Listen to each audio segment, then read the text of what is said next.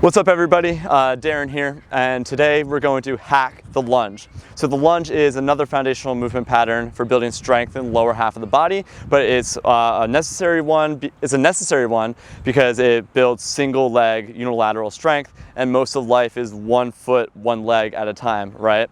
All right, so the lunge, however, I feel like I hear this all the time. People message me in my DMs, my clients, people who come in to train with me in group sessions, always complain about some type of knee pain when they lunge, and that's not normal. So we're going to hack your lunge, teach you how to lunge better, a couple things to work on, and then going to kind of put it all together and give you some tools that you can apply to your own training to get better at that movement pattern, okay? So the lunge, 4 things I see with the lunge pattern. 1, we overstride.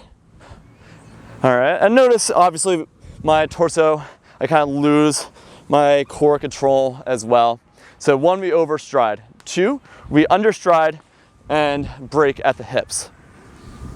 And obviously there's many ways of lunging: reverse lunges, side lunges, split squats. So really these 4 things apply for all lunge variations.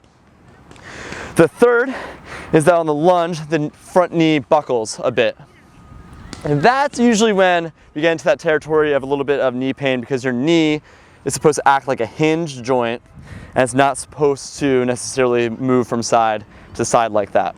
And then the 4th thing is the back leg becoming a little bit, the back foot becoming a little bit too flat-footed.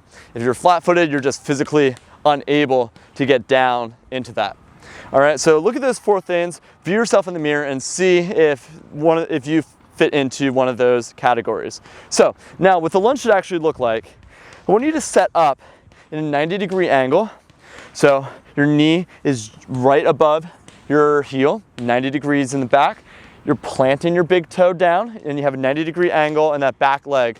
Notice my back knee to my hip, to my torso, to my head is all in one straight line, all right? So my core is engaged and it's not moving around. From here, drive to that front leg and then up.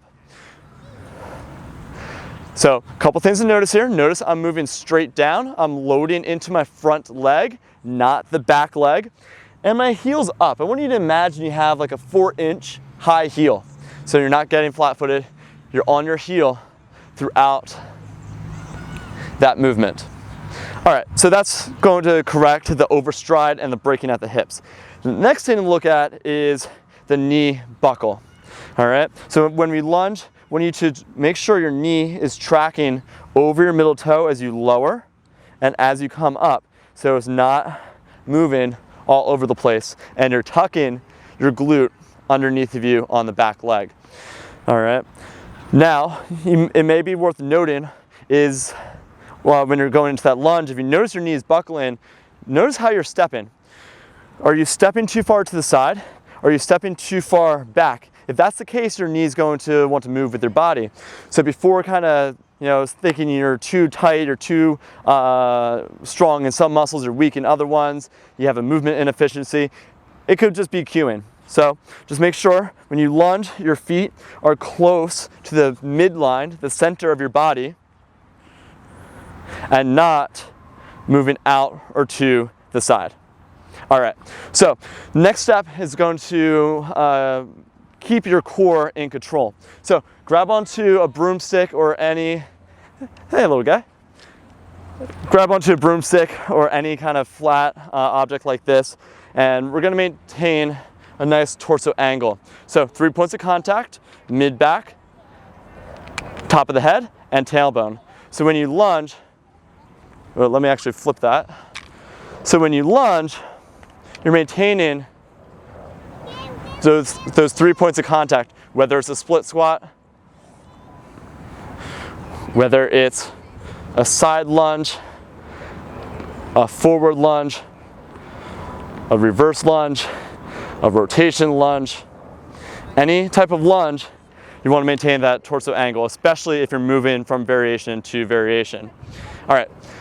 Finally, if you feel like you need to take a step back on the lunges, I'm going to give you a drill that's going to make you really good at that movement pattern. All right, so all you need is a flat surface like a wall and some type of marker. You can use the broomstick or a resistance band.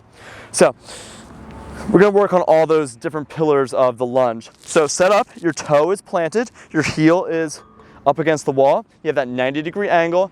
You're squeezing the glute. You should feel a nice stretch on the front of your hip, 90-degree angle here.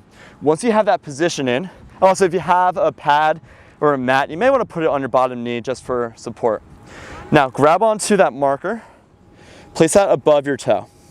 Now that is your width, that is your stance. So now practice that lunge. You can even hold onto the broomstick, all right? Practice that lunge, keeping your body moving straight down. Your back leg is just there for support. You're pressing through the front leg. Notice I'm extending at my front leg. My back leg is still a little bit bent. That's because we're working the front leg more than we should the back leg. All right, take that nice controlled, slow tempo for as many reps as you feel like you need, maybe 10 to 15.